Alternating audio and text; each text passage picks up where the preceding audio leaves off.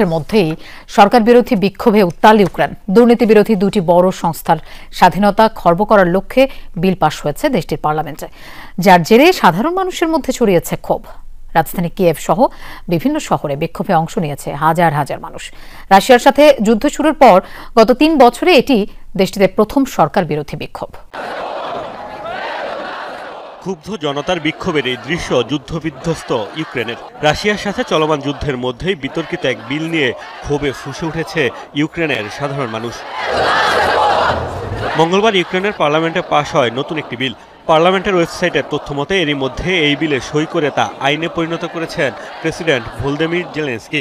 সাধারণ ইউক্রেনীয়দের অভিযোগ, নতুন আইন কার্যকর হলে উল্লেখযোগ্যভাবে খর্ব হবে national anti corruption bureau of Ukraine ও স্পেশালাইজড অ্যান্টি করাপশন প্রসিকিউটর অফিসের স্বাধীনতা। এ দুই দুর্নীতি বিরোধী সংস্থার উপর কর্তৃত্ব পাবেন প্রসিকিউটর জেনারেল। ক্ষুব্ধ সাধারণ মানুষেরা বলছেন, জেলেনস্কি সরকারের নতুন পদক্ষেপে ভেঙে পড়তে পারে দুর্নীতি বিরোধী ব্যবস্থা। সরকার নিজেদের অপকর্ম ঢাকতেই বিলের পক্ষে অবস্থান নিয়েছে বলেও অভিযোগ উঠেছে। আমাদের দুর্নীতির বিরুদ্ধে লড়াই করতে হবে, যাতে সামরিক বাহিনীকে আরও অর্থ দেওয়া যায়। সরকার যত বেশি কার্যকরভাবে সম্পদের ব্যবহার করবে এবং দুর্নীতি কম হবে, তত বেশি আমরা প্রতিরক্ষা কাজে সম্পদের যোগান পাব। দুর্নীতি এখনো আমাদের বড় সমস্যা। যুদ্ধের মধ্যেও জিডিপির বড় একটি অংশ গ্রাস করছে দুর্নীতি। প্রেসিডেন্ট দুর্নীতির বিরুদ্ধে কঠোর হওয়ার পরিবর্তে ক্ষমতার অপব্যবহার করছে। এরই মধ্যে বিতর্কিত বিলের সমালোচনা করেছে ট্রান্সপারেন্সি ইন্টারন্যাশনাল।